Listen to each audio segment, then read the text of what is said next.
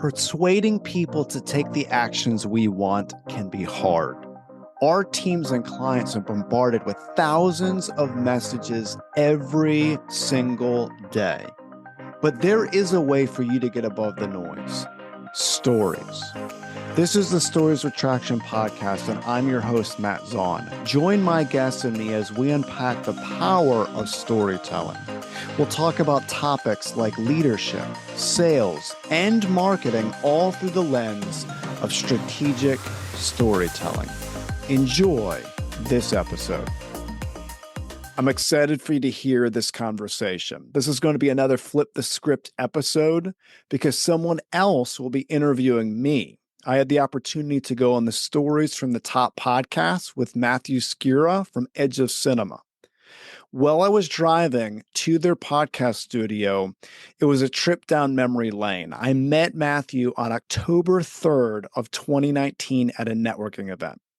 Just to give you an idea of where my business was, I launched my speaking business full-time in 2019. So I had very few clients.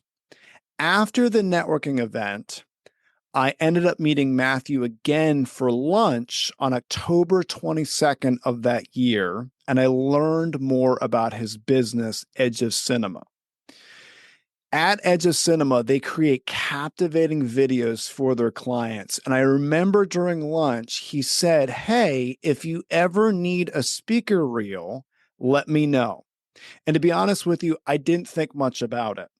Well, sure enough, a month later to the day, I booked a strategic storytelling workshop with Merrill Lynch. I remember calling Matthew up, asking him, "Hey, can you come to this event to film?" I remember him shifting things around in his calendar to make sure he could be there to film this session. I ended up posting the video on March 12th of 2020. The day the world shut down due to COVID. So, as I'm sure you can imagine, no in-person workshops were happening for quite some time. But the video did start to get attention online. And 5 months later, I would end up giving my next in-person workshop at Warren Financial, and it changed my life. Since then, I've delivered over 200 workshops. A lot can happen in 5 years. Enjoy this episode. We are here with Matt Zaun, a speaker and consultant and the host of Stories with Traction podcast. Matt, thank you so much for coming on the show. For those who aren't familiar with you, can you explain what you do a little bit? Absolutely. So I show leaders how to persuade with power through the art of strategic storytelling. Okay. And how do you show them that through? Yeah, so there's a few ways. So one is I have a half-day workshop that I'll take companies through. It gives them the nuts and bolts of storytelling, the framework. There's a concept that I am constantly talking about called a story bank. How and why setting a story bank set up is paramount to people achieving their goals quicker. So I do workshops, I do coaching, one-on-one coaching, as well as consulting for companies on how to strategically use storytelling. And this really affects every aspect of business, from sales to marketing to HR to onboarding to in-person talks for companies. So like think of a president or a CEO doing an all hands-on meeting. Right. So when they're up in front of their group, their team, they need to persuade, they need to inspire their team to take the actions that they want them to take. And a lot of that goes back to what kind of stories are they sharing. Okay, cool. So what did you originally go to school for, and how did you get into this world of coaching and storytelling? Sure. So I originally went for business. I thought that I was going to focus on business, which now I am, but I made a detour along the way, and I got involved in politics. So my grandfather was heavily involved in politics, really inspired me to get involved in politics. And then now I've come full circle where now I'm back in the business world, but I was in the political world for about 12 years, which is to me hysterical because when I entered into the political realm, I was a horrific speaker. So not only could I not even have fathomed in my worst nightmares doing any kind of public speaking, but I could barely connect with someone one-on-one comfortably, right? So to think of going in politics is just bewildering to me. But I went in because of the plea from my grandfather. It was his last wish for me before he passed away. And then through that process of intensive trial and error and mistakes and very, very challenging circumstances early on in politics, I learned a few things regarding storytelling, and that's what really started my journey into the storytelling world. Was there a defining moment where you realized that you needed to evolve in storytelling to succeed? Absolutely. So my grandfather, when he passed away, there was well, I'll start with his last conversation with me. So I'll never forget. I'm sitting at his dining room table, and you have to keep in mind my grandfather was a World War II veteran. He received his Purple Heart during World War II because he got half his hand blown off during a combat mission. So very much focused on helping people, helping his community, helping country. I mean, he is the embodiment of the definition of a patriot in my mind. I'll never forget. I'm at his dining room table, and he asked me a question. He says, "Matt, what did I fight for?" And I was kind of taken back by his question. And he repeated it. He said, "What did I fight for?" He said, "Did I fight so our leaders could argue, bicker, and complain and get nothing done? Is that why I put my life at risk?" He said, "Did I fight?" And he's going off on all these different things that he was really frustrated happening regarding our country. And then he said, "No, I fought so every man, woman, and child, regardless of what they'll do, can live in a free and just nation. That's what I fought for." And then he really inspired me that every morning I wake up, I need to remember what I'm fighting for. And he said, people are always worth fighting for, right?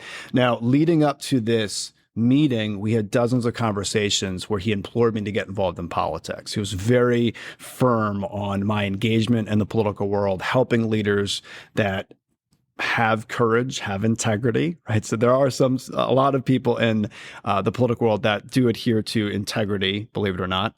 Sometimes they're tough to find, but they're there, right? Many of them when you really start looking around. And I was terrible at speaking at this moment. So just to give you an idea, I flunked out of my public speaking course in college. Horrible speaker. Several years ago, you'd have said I was the worst communicator you've heard in your life, right? I had major social anxiety. So I immediately went into the business world, and I was the facts and figures guy. I love sitting behind a computer, looking at data points, unpacking data points. But there was this pull on me to get involved in politics because of my grandfather. He's one of the biggest heroes of my life. So I started working behind the scenes in the political world, dozens of different campaigns from a research capacity. And then eventually I landed a job working for an influential politician. And my main responsibility, well, many, but one of them was researching bills, coming up with ideas to craft bills. And the big aha moment came when my boss at the time said, "Hey, I need you to go talk to a group of people that want answers in regards to this one initiative. And I want to caution you, though, the people at this meeting are completely and entirely opposed to this initiative." And I'll never forget, he looked right at me and he said, "And also they hate me. So more than likely death by association, they're going to hate you too. So choose your words very carefully." Now, again, I could not do public speaking at this moment, at least not well at all. So to say I had nervousness is just an understatement, right? I was overwhelmed with fear. Couldn't sleep leading up to the meeting. I thought about every scenario in my mind that could go wrong. And I show up to this meeting. It was a disaster. I mean, everything that could go wrong went wrong. It was just horrible, man. I remember I wanted to dive under the carpet and just die. I was like, I hate this. And I ran out to my car and I slammed the door. I'll never forget this. I can almost see it as if it's happening right now. I slammed the door. I grabbed the steering wheel, and the top of my lungs, I yelled, "That'll never happen again. I don't know what it's going to take, but I'm going to learn how to share a message." And that was my big aha moment. That moment, it sparked an obsession in me. And I started obsessing over the great orators of our time. What do they do? How do they connect? How do they persuade? How do they inspire? And they all had one common theme, one common pattern. They were all masterful at storytelling. What do you think drove you to want to defeat that challenge versus I'm done with politics forever. I'm getting out of the game. Like, what do you think pushed you into attacking that challenge? Well, you mentioned the verbiage game. There's a lot of strategy when it comes to public speaking, when it comes to storytelling. And I think from someone like myself at the time that was so data driven, was so into strategy behind the scenes, understanding how certain numbers work and setting up systems and processes and studying patterns, a lot of that comes to play when it comes to public speaking. There's a lot of patterns. There's a lot of different things that you can do for human engagement. And that just fascinated me. So I really went in with this amount of intrigue, of just fascination. I mean, there are people that study storytelling for decades and decades, and they still learn things, right? Because it can be a pretty complex topic for sure. So what did you do to begin that journey of becoming a master at speaking and communication? I made a game out of embarrassment. Okay. So for people listening to this episode that want to be really good at connecting with other people, so let's say public speaking, there's a journey you have to go through to get to that point. Now, you can make this journey agonizingly long, or you can shorten it up. Okay, so the agonizingly long piece is you can go speak at a couple events here and there, and you could take 5 to 7 years to become a really good public speaker. Or you can radically cut that time down, and you can make a game out of embarrassing yourself. So that's what I did. For 2 years, I said, I'm going to put myself in the most embarrassing situations possible. I'm going to feel that intense fear that I felt during that one disastrous talk, and I'm going to heighten it. I'm going to learn to sit in the fear. I'm going to learn that it's okay when I'm in a room full of people and it's not working out. Okay. And I kid you not, made a game out of it with a paper pen. How many times did I embarrass myself? And I made it a point to embarrass myself twice a week. Twice a week, I had to stick my neck out there, do some type of engagement that was unbelievably embarrassing for me. And I realized the main thing was I didn't die. No one ever stood up and threw a chair at me. No, I was booed. So I did a motivational talk at a comedy event once, which didn't go over well to a group. There was about 120 drunk people. So I got booed during that one.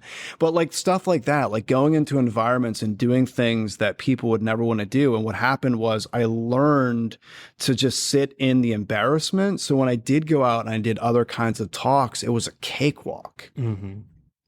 Yeah. So what were some of those, like, I guess you did an open mic night. Was that mostly what you were doing? Did open mic. I did improv comedy for quite some time. I did improv for 4 years. Better Than Bacon was one of them. Comedy Sports was another one. So Comedy Sports down in Philadelphia, that was a big one. And just putting myself in really uncomfortable situations for sure. And any event that there's an element of speaking. So I got involved in a ton of chamber events, went to a bunch of those. Toastmasters was a piece of the equation. Just any type of event where I can get up and I could speak and I could make mistakes was a plus. So when did you think, hey, I've faced this fear and learned how to communicate effectively, I should start a business and teach other people how to do this? That's an awesome question. So in the political world, so what ended up happening was I was really research focused in politics. I was helping on numerous campaigns. And as I was building this muscle regarding storytelling, I started working with politicians from a messaging perspective. So I started writing for a lot of politicians. I started doing a lot of their messaging. I was the one that was called, hey, here's what happened. How do we turn this into a great story? How do we look at it from a positive perspective? So I would receive a lot of those calls. And one of the things in the political world is you go to a ton of events. There's a marriage of politics and business. So I was going to a lot of business events. And all of a sudden, there were a lot of people that would pull me aside after these events and say, hey, what you're doing over here, I could use that help with my sales team. I could use that help with my marketing department. Can you come talk to the people that run HR at my company?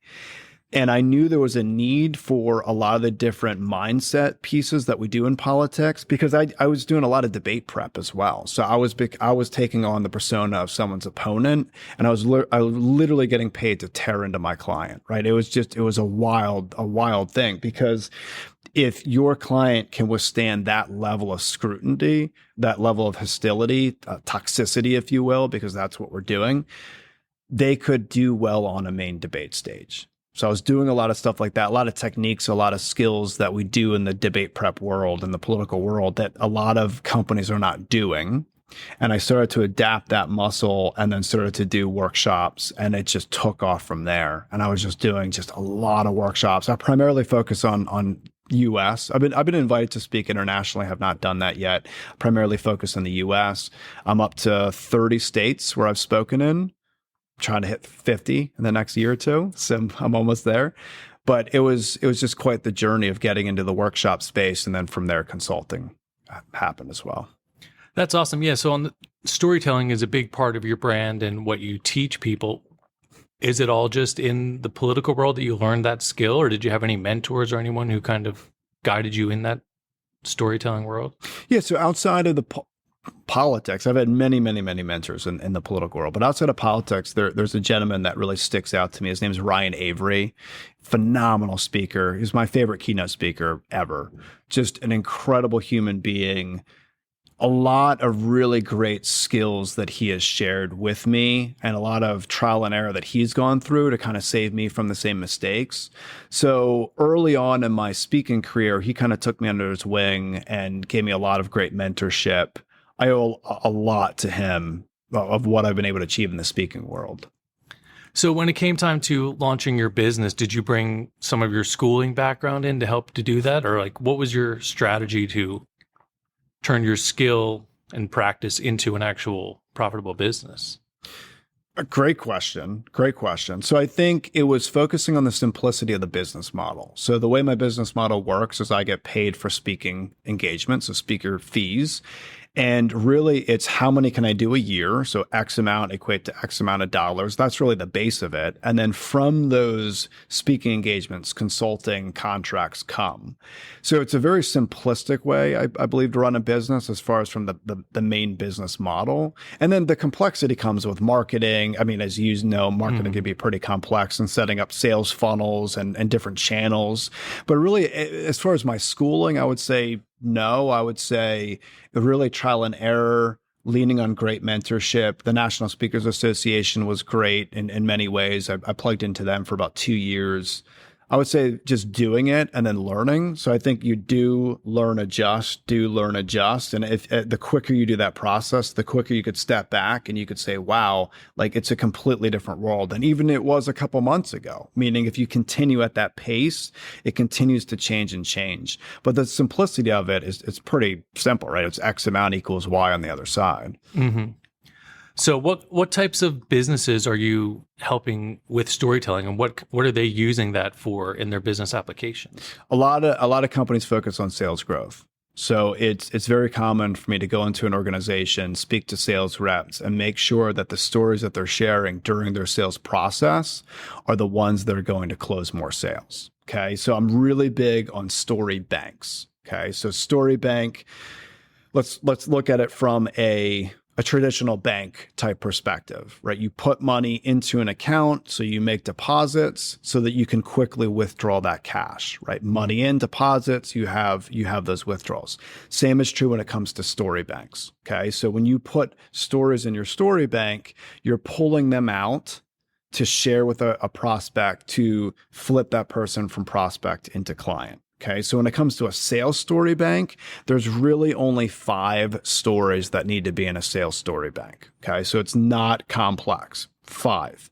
I recommend people viewing it as their quote unquote hit stories. Just like there's hit songs on the radio, every organization needs their hit stories when it comes to sales. Okay, typically about 5. When it comes to HR, there's typically about 5 that should be focused on. So from a hiring perspective, so if a company is having a big burst of hiring, where they have hiring managers that are out there, they're conducting interviews, They really want to be focused on the top 5 stories that they're putting in the interview. Now, whether they share them or not is another thing. But when the job candidate asks a question, whatever that question is, it shouldn't just be a quick response. They should respond and then back it with a story, right?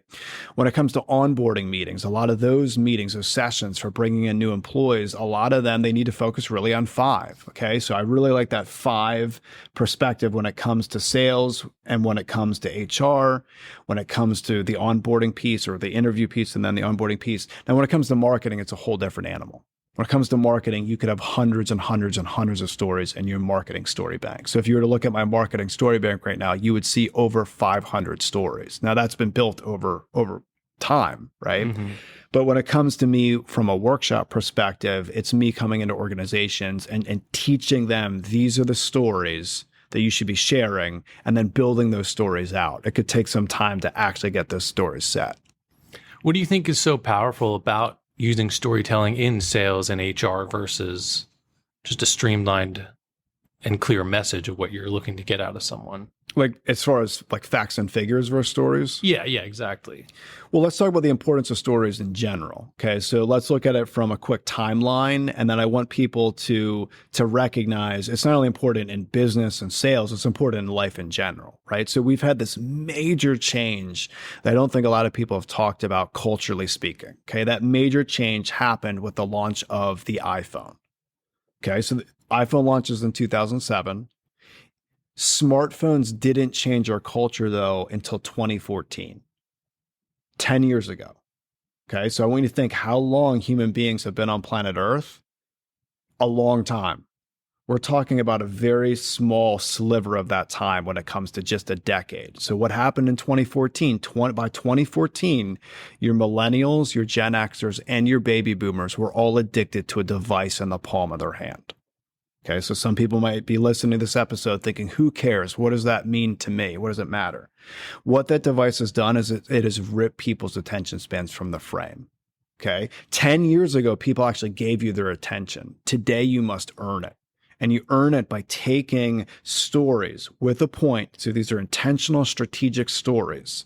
And what you're doing is you're compacting your experiences down into these stories to pull your audience in. So it's incredibly important when it comes to just life in general. In addition, there's this great tsunami that is in the process of hitting us, and that is AI technology. Okay, we will need to be better storytellers due to AI, not worse storytellers, because right now things are less boring. You can write blogs with AI. You can write captivating emails with AI. You can write the draft of speeches with AI, right? So now when it comes to the written word, a lot of people are better now because of these tools. The problem is you go and you meet them in real life and they're the most boring people in the world. Mm-hmm. There's a disconnect. I'm actually hearing this more and more where these companies, they rely so much on AI and then their leaders will stand up at an event and they'll try to be speaking the best they can to their team. They're boring them to tears. They're losing the ability to connect.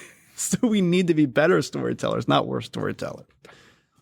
That's really interesting. So moving forward, where do you see the storytelling? I mean, we talked about it a little bit, but how do you see storytelling evolving with AI and all that stuff? And what is your plans for your business as things continue to change exponentially every year with the new technology stuff coming out? Great question. There's a few things that AI cannot replace, which is compassion, love, and empathy. Okay, so compassion, love, and empathy. When it comes to human connection, I think it's really important for us to understand just the power of that. I mean, look at what social media has done to humans. Like we're more connected through social media. We're more isolated than we've ever been. There's more loneliness than there's ever been.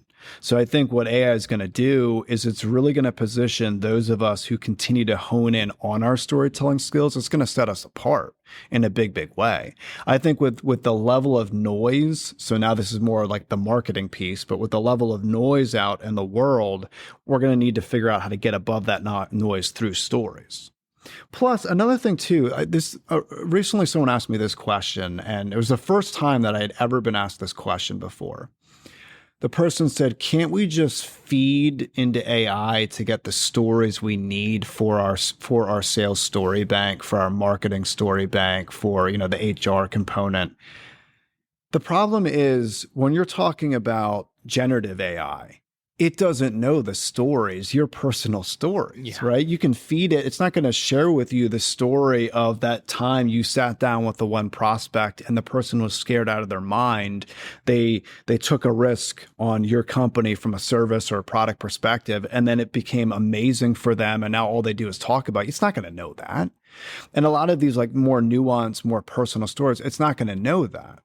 So I think it's important to recognize, yes, we can use AI for idea generation, but we can't utilize it as a crutch when it comes to our personal stories. Like if you were to go through even my marketing story bank, a lot of them are personal stories. Some of them are family stories with business themes intertwined. Yeah, it doesn't know how to generate that for me. Yeah, I was going to say, it seems like it would be pointless to generate stories that aren't personal, because the whole power of it is kind of bringing yourself into, like, it's almost bringing your history and story into the interaction to make that emotional connection versus just, here's a very interesting story about this guy, like some historical figure or something. Well, sure. And then also, like, I'm already seeing this is people relying so much on AI for pictures and video that it's AI. I mean, it's clear as day it's AI. And I think that what might in the future get above the head and shoulders when it comes to noise is more of that authenticity piece.